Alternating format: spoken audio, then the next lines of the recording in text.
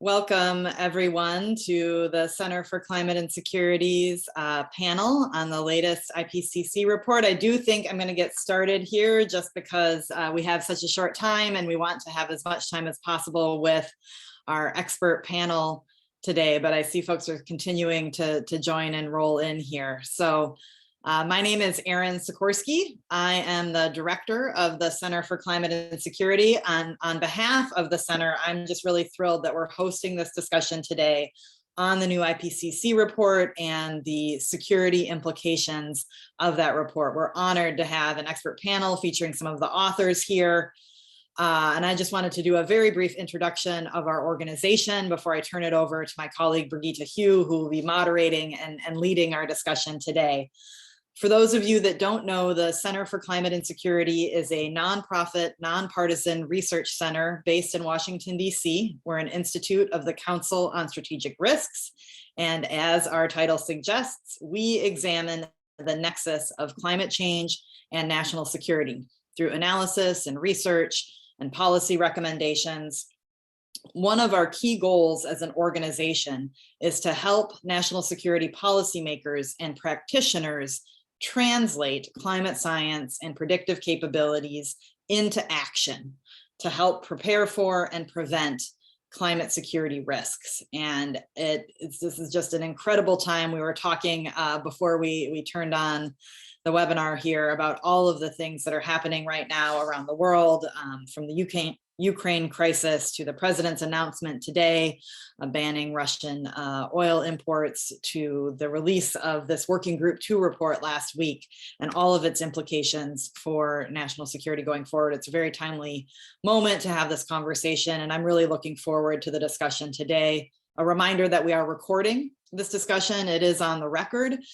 We will have time for questions from the audience at the end. You can use the Q&A box there in the webinar to insert those questions. But without further ado, let me turn it over to my colleague, Brigitte Hugh, who will be moderating and leading the discussion today. Thanks so much for joining us. Happy to have you all here. Thanks, Erin, and thank you all for being here. We're very excited to host this discussion. As Erin mentioned, this will be focused on the IPCC Working Group 2 report, which came out last week and looked at the risks, vulnerabilities, and adaptation in the face of climate change. And we are lucky enough to have two of the report authors here. Dr. Katharine Mach was a lead author on Chapter 1, which is the point of departure and the key concepts for the full report. She is also an associate professor in the Department of Environmental Science and Policy at the University of Miami. And then Dr. Halvard Buag was a lead author on Chapter 16, which is key risks across sectors and regions. And he is a research professor at the Peace Research Institute Oslo, or PRIO. And then rounding out our panel is Dr. Robert Schoonover, who works with me at the Council on Strategic Risks as the head of the Ecological Security Program. And I don't want to belabor the point too much because I do want to hear from our panelists more than you need to hear from me. And so I'm just really delighted to have all of them here to really dig into this report. So I framed the discussion with a really broad question to each of the panelists, which is what are the key takeaways from the report for security practitioners and policymakers? And so we'll start with that as like a framing question, and we'll start with first Dr. Mach, and then Dr. Buag, and then Dr. Schoonover. So Dr. Mach. Great, and thank you so much for all of you who are listening. Really exciting to see so many people on this webinar, especially with everything going on globally and locally. In terms of the implications of this report, I'll focus on three different features. So first of all, what is this report? Why is it worth listening to? Next, in terms of our scientific assessment, what did this report confirm that, to some degree we already knew, but we now know more deeply and with an increasingly robust evidence basis? And then finally, I'll reflect on a few things that are quite new in terms of where research and practice on the climate challenge are right now, with real implications for security and adaptive responses. So first, what is this report? The Intergovernmental Panel on Climate Change, which has been going since 1988, is a truly unique partnership between the governments of the world with 195 member states and scientists globally. And in a way, the way I think about the process of these reports being developed is that there are really 4 guiding rules.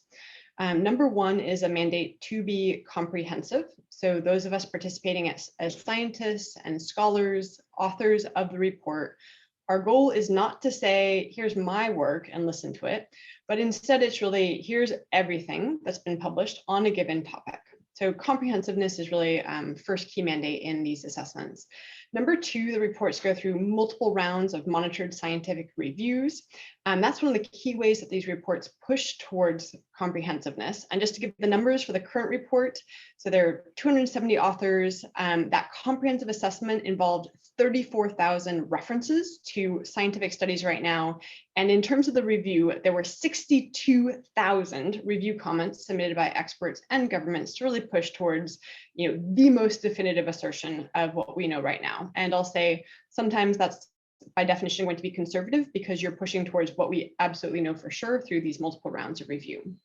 Last 2 things I'll say about the IPCC process is that the summaries for policymakers go through a really world famous line by line government approval process, kind of the best of times and the worst of times all put together, where these 25-page summaries, highest level summary of the many thousand-page report, are approved by governments line by line. And it's basically an exercise in making sure every single statement is as clear and accurate and a reflection of our current understanding as it possibly can be. And lastly, these reports are aiming to speak to policy choices, decision-making processes to be relevant, but to aspire towards policy neutrality. That, of course, is an impossibility and where oftentimes the government approvals get interesting. So that's a little bit on what the IPCC report is. In terms of what it confirmed yet again, I think you'll be hearing from Halvard and from Rod. Once again, we see that the changing climate is warming unequivocally. It is due to us. And at this point, the consequences are widespread on every single continent and dangerous in many different ways. In terms of how that is assessed in the report, there are 3 major mechanisms. So number 1 is looking at what is happening already due to the climate changes that have occurred. Halvard probably will speak to this. It's really central to his chapter, but it's called detection and attribution. Then there are forward-looking processes of looking at key risks most deserving of society's attention, relevant to understanding danger, and adding those up at a global scale with 5 global scale reasons for concern. And I think what's really striking is that as we have pushed forward in these assessments over the last few decades for sure, we've gone from a world where there were a handful of impacts we could say are definitely due to the warming climate right now. Now at this point, it is a map of the world that is everywhere you look, every region, every sector of human activity, where we can link things that are happening now, food and water insecurity, not just physical health outcomes, but now even mental health outcomes, complex consequences for livelihoods across every domain, and where some of the impacts that are emerging, especially where ecosystems are impacted, are irreversible on timescales that are relevant and really crucial to think through. And as you'll hear further, as we look to the future, it is unambiguous that the risks go up, the reasons for concern go up, with profound dependence on reduction of emissions of heat-trapping gases. So lastly, what is new in this report? And I think for me, in a way, having been thinking about IPCC assessments kind of nonstop for the last decade plus, in a way, part of the most exciting part of these processes is seeing how research and practice are evolving.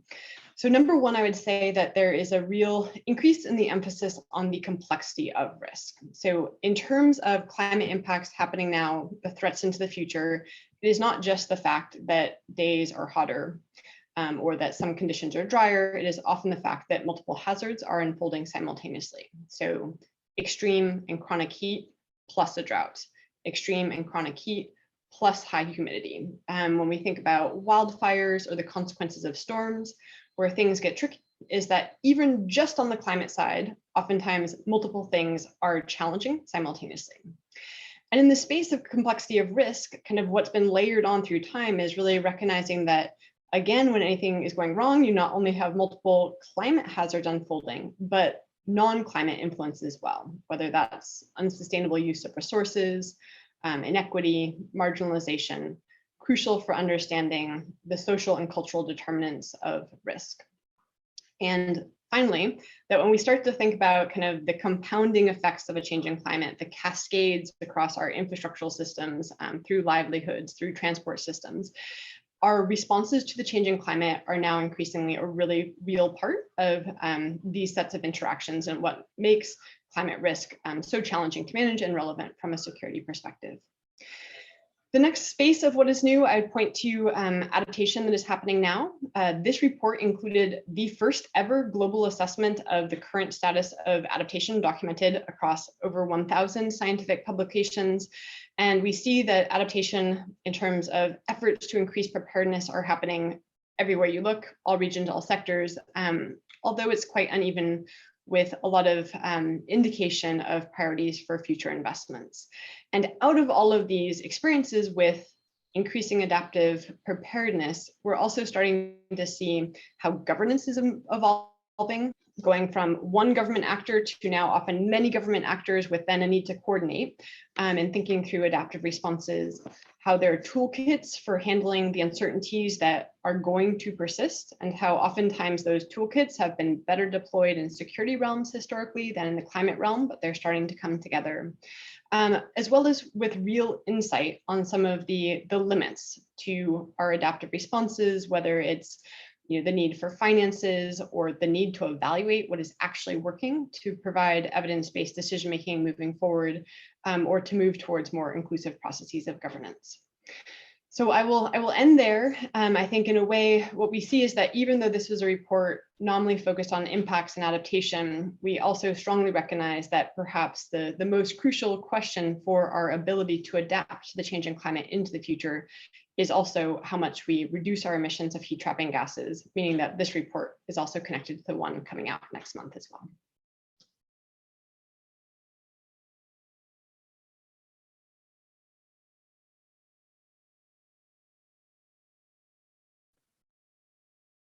Thanks so much, Katharine. Over to you, Halvard.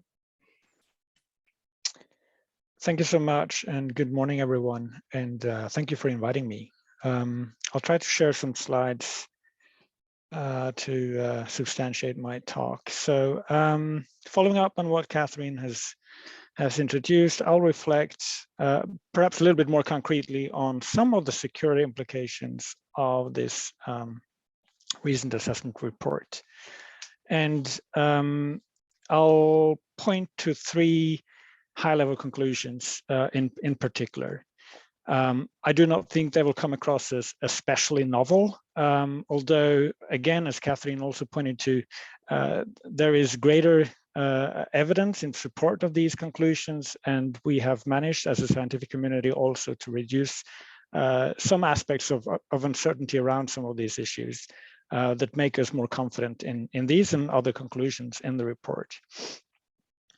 And the first high-level conclusion, again, as we have already heard, is that climate change affects everyone. No one is spared from the impacts of climate change. But at the same time, not everybody will be feeling the impacts of climate change to the same extent. And I believe this inequality in implications or consequences of climate change is actually quite important to keep in mind when we discuss also security aspects of climate change. The second conclusion I'd like to discuss today is that climate change in and of itself is unlikely to become a major driver of conflict.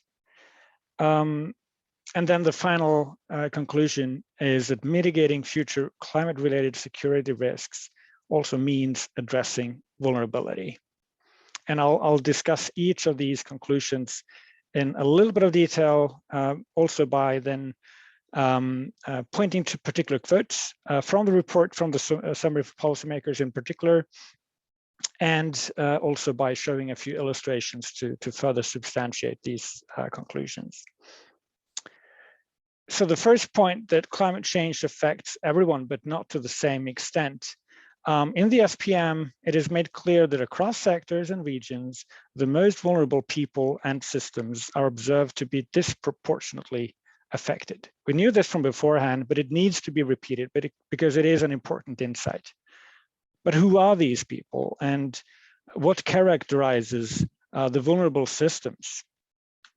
The SPM also, the summary for policymakers, also have a few descriptions of that, including this one. Vulnerability is higher in locations with poverty, governance challenges, and limited access to basic services and resources, violent conflict, and high levels of climate-sensitive livelihoods. These are where risks are the highest. And here is a map taken from chapter 16 of the report that really highlights how vulnerability and then also risk is unequally distributed across space, across countries, but also within some countries and across communities. And so the darker colors here identify areas that are both considered highly vulnerable to climate change and also densely populated. So these are the areas with the highest potential for severe impacts from climatic hazards.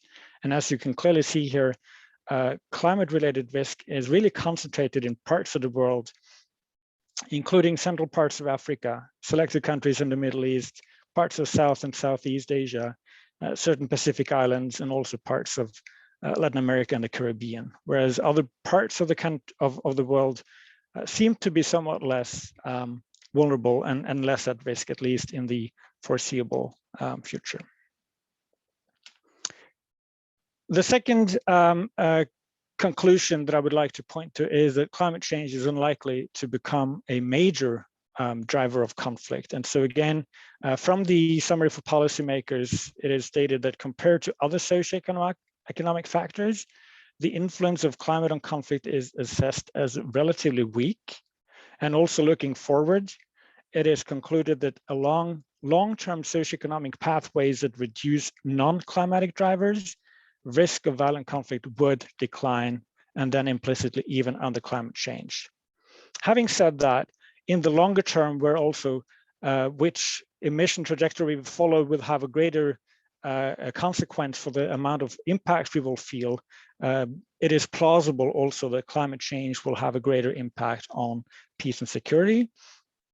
But at least based on our current understanding and current scientific evidence, climate is assessed and judged to be of moderate importance relative to non-climatic factors. And again, I'm using a figure to illustrate this point. And this figure is not taken from the sixth assessment report, but from a recent study led by Katharine, and shows, based on an expert assessment, which factors experts consider to be the most influential in driving contemporary conflict. And as this figure shows, you will see low socioeconomic development, low state capacity, intergroup inequality, and recent history of violent conflict as prominent factors.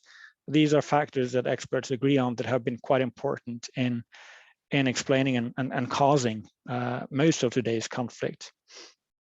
Climate variability and change has a small role in this expert assessment, although you will also see that experts were especially uncertain about the ranking or the placement or the quantification, if you like, of this particular effect when compared to some of these other effects. The third overarching conclusion that I'd like to discuss here is that mitigating future security risks from climate change means addressing vulnerability. So in the near term, and near term in IPCC speak means over the next couple of decades until 2040, climate-associated risks depend more strongly on changes in vulnerability and exposure than on differences in climate hazards. Again, as I mentioned earlier, the further we get into the future, the greater influence also alternative climate change scenarios will have on projected risks and projected impacts. But at least for the in the near term of the next couple of decades, what will really determine future risk and future impact from climate change will be primarily the extent to which we manage to reduce vulnerability and exposure to these climate-driven hazards. And so having concluded on that, I think, again, it may be instructive to return to this fairly simple, but also quite illuminating description in the summary for policymakers on what characterizes a vulnerability. And vulnerability, or where we actually find vulnerable people, and vulnerability is higher in locations with poverty, governance challenges, and limited access to basic services and resources, violent conflict, and high levels of climate-sensitive livelihoods. And I have highlighted violent conflict in bold here because this is actually, in my opinion, and in consistency with this report, the most important association with climate and conflict. Often we discuss how climate change may lead to more conflict, and that is an important question we need to study, and we need to understand the risks associated with that. But at the same time, violent conflict is really an important driver also of vulnerability that makes consequences of climate change worse. Again, I'm using a figure from a recent publication to illustrate this point. So this graph shows, or it plots all countries of the world on a two-dimensional space with extent of vulnerability to climate change on the horizontal axis, with the higher values indicating higher levels of vulnerability, and then on the vertical axis, average level of income, or GDP per capita, if you like, by country, with higher values meaning higher income levels. And there's a very strong association, a negative association, as you will see, between income levels and vulnerability, whereas where vulnerability will be or is clustered in the most low-income countries. The sizes of these circles that represent individual countries reflect the amount of, or the accumulated number of people in these countries killed in armed conflict over the last 3 decades.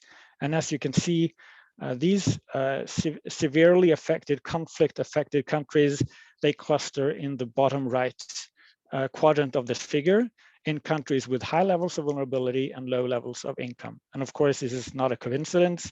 To some extent, low income may create conditions conducive to higher conflict risk. At the same time, we also know that conflict is development in reverse, and that it can erode capacity to cope with future climatic hazards. And so drawing from this, in many countries, ending violence and building durable peace may be the most effective task or effort to reduce vulnerability to climate change, and also thinking into the long term to reducing climate-driven security risks. So the extent to which we manage to help these high vulnerability, low-income countries and conflict-affected countries climb this ladder of high levels of welfare and lower levels of vulnerability, the greater we'll also manage to address and mitigate climate-driven security risks. Thank you. Thank you. However, there's a lot in there that I'm sure will come up in questions later. And to that point, if you have a question, please pop it in the Q&A. I'm tracking that, and we'll ask when we get to the discussion part of today. And then last but not least, we'll turn over just for a few minutes to Dr. Rod Schoonover. Thank you. Thank you for inviting me. Really happy to be on here with these two scientists. And working group, so as a former member of the US intelligence community, working group 2 was extremely relevant to my work. It's probably the most important IPCC report to security, and chapters 1 and 16 of the full report are extremely relevant to security considerations. I think it's important to note that implications for human and national and global security are not necessarily those that have a military dimension or a solution. And security outcomes beyond violent conflict or fighting between people, which includes threats to ecological security, water and food security, economic livelihoods, health, grievance, and other known destabilizing factors that may lead to political instability or social discohesion, are important pieces of this report. And so one thing that really jumps out at me, as someone who's read every IPCC report and has served as a government reviewer on a few, is the framework, the risk framework, which is so prominent and permeates all three working groups. I think this is a very important development. Most scientific statements are expressed in terms of uncertainty and probability, but security analysis and security decision-making must consider the impacts of even purportedly low probability events, particularly when they are impactful. And a great many of them are illustrated in these IPCC reports. Very often the security community examines the hazards arising from increasing climate stress, most often increasing temperatures. And as both of the prior panelists mentioned, the IPCC report is urging readers to consider the increased risk profile evident even at a given temperature through poor adaptation or enhanced vulnerability or even direct damage to ecosystems and the support system of humanity. And so, the human dimension of risk is often sidelined in security analysis, as if people don't have agency in their own vulnerability or exposure to hazards. And that's both positive and negative agency. And so this is why it was so heartening, and as a physicist, to see social science so well and so better represented in this assessment report. And just very quickly, I want to draw attention to chapter 16 of the full report, which is focused on key risks across sectors and regions. And there's a lot of sobering stuff in this chapter. And if I were in charge of the climate security teams at CIA or at the Pentagon or elsewhere, I'd ask them to do a deep dive on this chapter and use it as a starting point for most of the security analysis. It captures, as Dr. Mach mentioned, the multiplicity of stressors that accompany climate change. Too far often we focus on just a handful, like sea level rise and heat waves and others that are often meteorological in nature, without really looking at the full picture. And the full picture is the one that people feel. And that is, so if you're looking at something like, say, political instability, you have to look at the multiplicity of stressors. And lastly, this chapter also discusses the limits to adaptation, as was mentioned. This and addresses that on several levels. And I think it would help analysts of all stripes to really, I think it helps judge the seriousness of the climate change challenge to security by looking at these limits to adaptation. As I have seen over a decade, this is largely a missing element to most climate security analysis beyond some overarching statements. So I'm going to end it there and kick it back over to Brigitte. Great. Thank you all so much for your remarks. And thank you for people who are already putting questions in the Q&A. I am going to take moderator's privilege for the first question, in that one thing that I just want to make sure that we talk about just a little bit, and Rod got to it a little bit at the end, is that in my read of the report, maladaptation also is an important part of the conversation, and making sure that for those who aren't familiar with the term, that the adaptation, which has really positive benefits, or that has positive intentions, but that ends up turning sour or creating increased vulnerability and risk in the long term or even in the short term. So I just want to bring it back there and maybe ask Dr. Mach to, because it does appear in your chapter a little bit, to talk about a little bit more about how, to like the importance of avoiding maladaptation, or a little bit of what the report speaks to there. Great. Yeah, there is a lot there, and maladaptation has been a concept that's been around for quite a long time, but I'd say what's new is kind of the degree to which concrete understanding of how it's playing out right now is quite widespread. And so Gita described, it's really the idea that we may take actions with the goal of addressing flood hazards or extreme heat or any other climate-related influence. And in the end, some people may be worse off, either through the direct implications of that policy intervention. The experiences in terms of procedural justice oftentimes are far from ideal. And oftentimes they're kind of complex interactions through space and through time in terms of who's benefiting and who may be harmed. And so just to give one example, for me, kind of recognizing that a lot of the maladaptation space is very historical.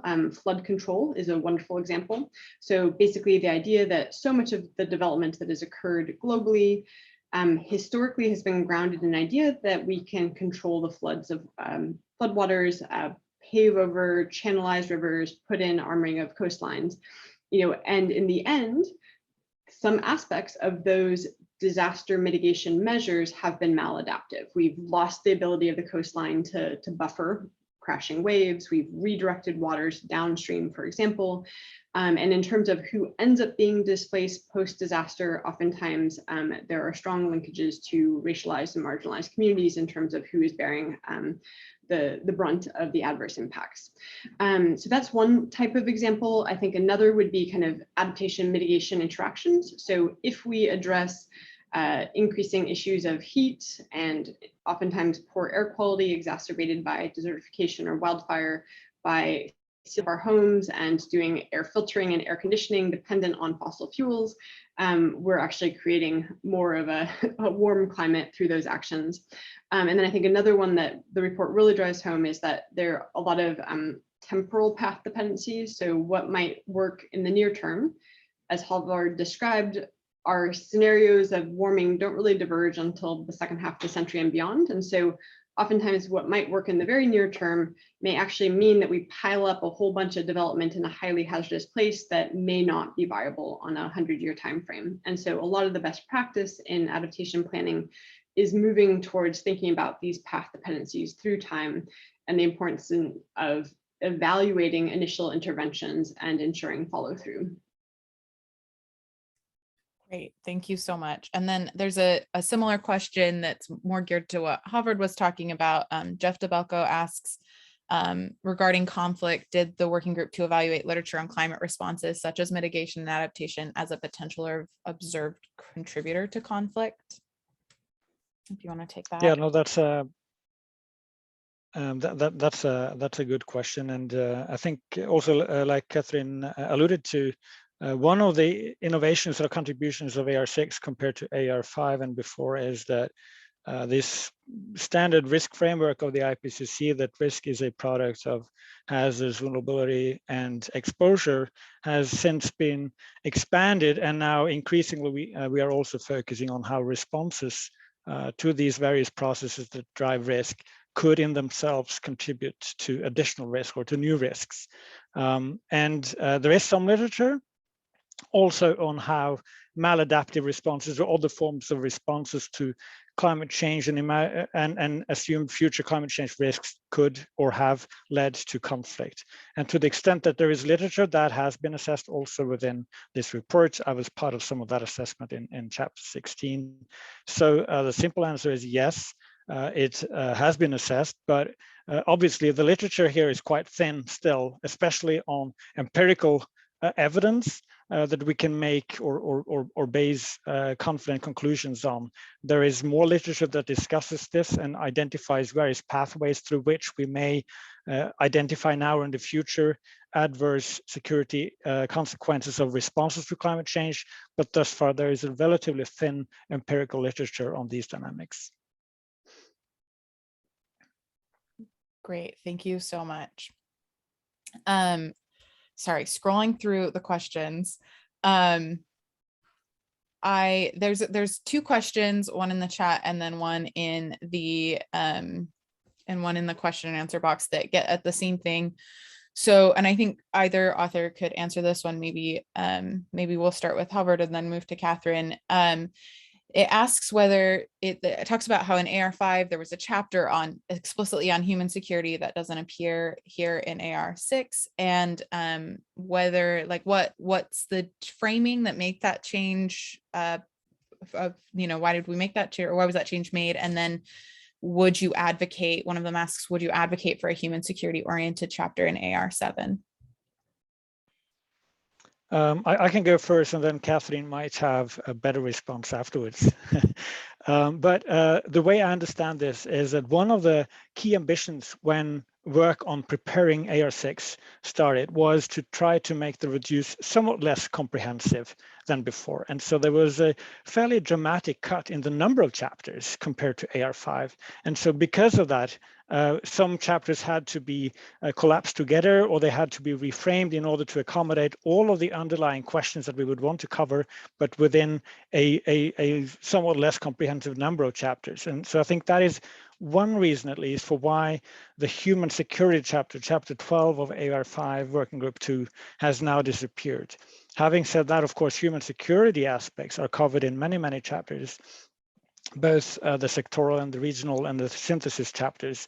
But my understanding is that at least one of the reasons that could provide insights on the disappearance of this chapter is that there was a very clear ambition from the outset that AR6 should be a bit thinner or smaller than AR5. Katharine, you might have additional insights. Yeah, no, I totally agree with that. And I mean, I think there's, first of all, attention for a theme that is cross-country, like cross-cutting rather, like the security dimensions of the changing climate. Do you focus them in a single chapter? Or do you have them be cross-cutting? I'd say in the current report for the cross-cuts, look for, yes, human security, adaptation. We don't really have a sole chapter where adaptation is housed. In the last go around, there were 4. And I'd also say themes like equity and justice we see mainstreamed. As Halvard described, the benefit of that is not only a report that is supposed to be a little shorter and easier to read, but these things are still very long, very dense. But in my mind, in a way, I think there's also kind of a complementary theme, which is kind of who do these reports serve and how?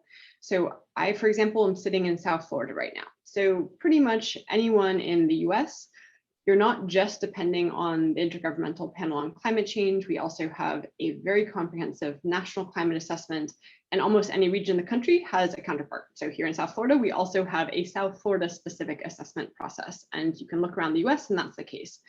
But if you think about that vulnerability map that Halvard was showing, many countries do not have that counterpart of a national level assessment and a local level assessment. And in those contexts, I think there's a huge recognition that in many cases, the IPCC is the major launching point. And so I think as the reports consider what's in scope, what's not in scope, certainly in my experiences in the scoping of the AR6, those differential needs across actors and across country contexts were quite influential for thinking about what ended up in a full-blown chapter. For example, there are a lot more regional cross-cutting papers present this time as well, as compared to just something that is allowed to float across the report. Great, thank you both so much. There are a couple of questions that get to the conflict question. So I'm going to try and combine a couple of those. And I think the one that is popping up the most is asking for clarification on why climate change is treated as a separate socioeconomic factor in the list that was shared in your presentation, Halvard. Why was that looked at separately when it, influences things like food scarcity and water scarcity and insecurity, and it doesn't exacerbate things like political fragility. So there. Yeah, thanks. That's a good and important question. I'd be happy to respond to that. And there are a few reasons for that. First of all, let me just clarify again that the figure I showed, which I think is being referred to here, is not actually from the report, but it's from an underlying article that was quoted on the slide. But more generally, the literature tries to isolate the contribution of climatic drivers relative to socioeconomic and political drivers, even if everybody agrees that climate doesn't have a direct and simple association with conflict or insecurity, right? It always works through these social processes, be that loss of livelihoods, loss of income, forced displacement, loss of food security, et cetera, et cetera. And so in that sense, it is a good question, because in the absence of these intermediate processes, it's much harder to see why climate change also would be relevant for peace and security, at least narrowly defined. Of course, in terms of human security, there are more obvious direct linkages as well. But when we are assessing the impact of climate, we are trying to compare an observed or a projected consequence of climate to an alternative world that is similar except for the climate forcing, right? And so we can say this is the contribution of climate change. And now we know that socioeconomic development occurs in many countries. Poverty may continue to be eradicated or at least reduced. That's a good thing. Climate change will challenge that eradication. But what is the contribution of climate change relative to these other processes that also affect living standards, livelihood, security, income, etc.? And so that is a challenging task, but that's what we have been tasked to do. So rather than just focusing more generally on how socioeconomic factors are associated with conflict or any other outcome, and not trying to isolate climate, I think wouldn't lead us very far when it comes to assessing what is really the contribution and the consequences of climate change. And can I jump in here Yeah. on this as a scientist who also has worked in the security community? The task at hand of the scientific community in isolating variables and I've just lost Rod. Anyone else? Okay. Hopefully he comes back soon. In the meantime, may I also just add until Rod comes back. So referring back to this figure that was in this study led by Katharine. Correct me if I'm wrong, if I recall incorrectly, Katharine, but I seem to recall that the experts that were responding to the questionnaires that led to this figure were asked to assess in their best judgment and their best understanding of the literature, the contribution of climate to conflict also through these other factors, right? So it was not only the direct effect of climate on conflict, but also the role of climate, even if it worked through, for example, reduced welfare, reduced income. So those indirect pathways were supposed to be accounted for in the individual expert judgments in this figure. Yeah, and if there's kind of just a very simple point that connects that figure with the full assessment, it's kind of linked to Halvard and Rod's broader points. Is like the change in climate almost never matters like in isolation, right? It's a question of how the change in climate interacts with who is susceptible to harm, what is in the path of harm, and how responses interact with that. And so the main point of that figure was that if you're just saying climate versus the capabilities of a state, personally, I would choose to move to the city that's got really good governance in place to handle climate shocks and stressors, as compared to trying to find a possible city where there is no change in climate. So climate change never matters in isolation. It is climate change in interaction with those other factors. And as Halvard described in that paper that wasn't in the IPCC report, exactly what we did next was put climate in interaction with each of the different factors, which is really generally how complex outcomes arise. great. And if Rod comes back, we'll come back to his perspective on this. But I think in the meantime, there are a couple of questions that relate to opportunities for maybe the like environmental peace building or incorporating this kind of adaptation to address vulnerability, especially in terms of violent conflict. And I wonder, as one person asks, what opportunities exist for partnerships with other sectors? I don't know if either of you looked into that, but if either of you can speak to that, we would love to hear what we can learn from those kinds of opportunities in the environmental peace building space, or incorporating a little bit more. The report does a little bit better job looking at both natural and human systems together. So maybe one or both of you can speak to that. This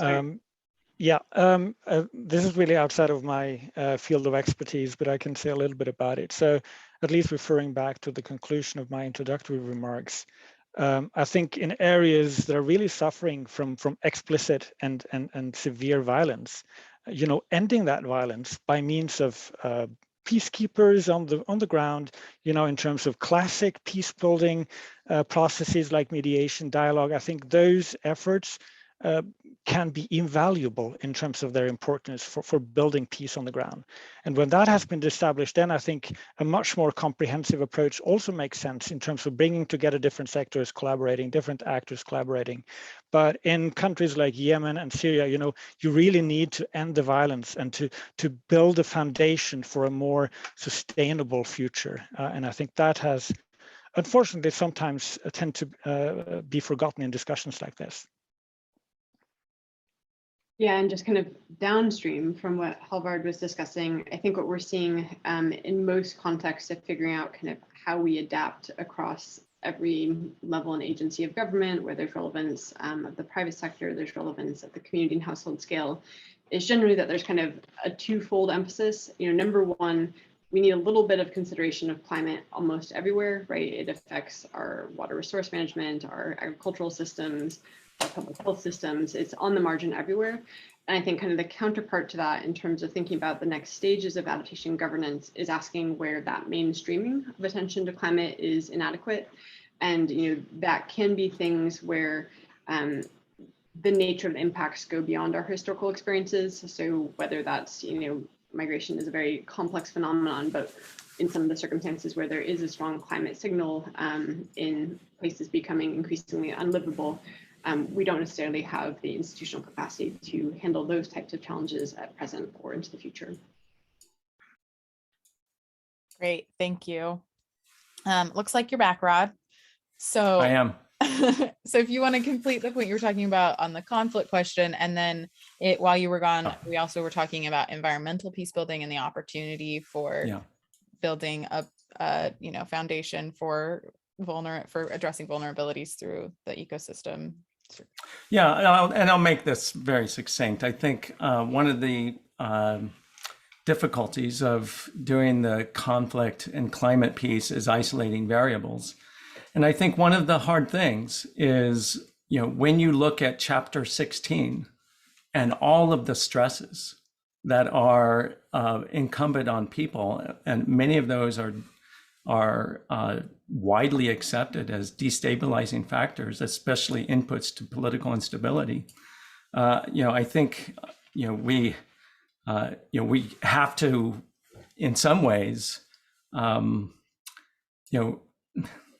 let me step back. I think in some ways the security analysis is ahead of the science, because the science is so hard to do. And generally, looking at the security outcomes beyond, violent conflict, right, which is only one dimension of instability and social discohesion. I think, that broader component, the scientific community, again, as a former scientist, this is hard work to do. This is hard. Great. Thanks, Rod. There are a couple more questions that I want to make sure we get to. We have about 10 minutes left, and we'll do a little wrap up at the end, but I will try and get through as many of the ones that are left as possible. I think bringing in here Mark Kodak's question. He has a question about how will the increasing tensions between China, Russia, and the US derail a consensus approach to increasing adaptation among less developed nations? So maybe speaking to that. Maybe we kick that over to Katharine first, I think. Yeah, I've been getting this question a lot, and I think it's one where I know Halvard's been thinking hard about kind of weaving these themes together as well. I mean, I think our current moment certainly is a strong reminder of the importance of global order, coordination, collaboration. That is certainly the case during acute security crises, and it's absolutely the case on the climate challenge. I think in terms of making any sort of forecast as to what the future holds in the next weeks, months, years, at this point is far premature, but one where we do have a reminder of the importance of global cooperation for security and for climate, and for both in interaction. Yeah, what Katharine said. I mean, this is a very strong reminder of the importance and the benefits of collaborating, right? I wouldn't want to point to anything positive from what's currently going on, because it's such a disaster. But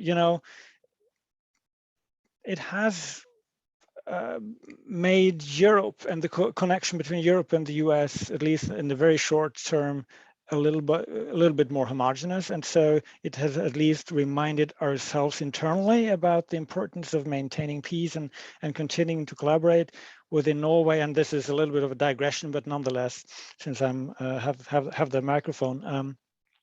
In Norway at the moment, there have been a couple of parties, political parties, that have, throughout all of their history, been opposed to Norwegian membership of the European Union. We are not currently a member. We are an associate, but not a full member. And some of these parties also have been advocating for Norway to pull out of NATO. And one of those parties made a very dramatic move only last week to sort of pull the plug of some of these political ambitions and really highlighting the importance in a world like this to continue to collaborate and to invest in collaborate, right? And of course, this is not representative of what is going out there, but like Katharine said, this is really a very strong reminder of the importance of maintaining peaceful ties with your peers on the international arena. And then I think it's really, really hard to try to predict 6 months or 6 years from now, what are the implications of what's currently going on in Ukraine for international collaboration on climate finance, on climate mitigation. It's hard to tell, but the potential to disrupt this, of course, is substantial and very worrying. Thank you so much. There's another question in here that I think that I find really fascinating.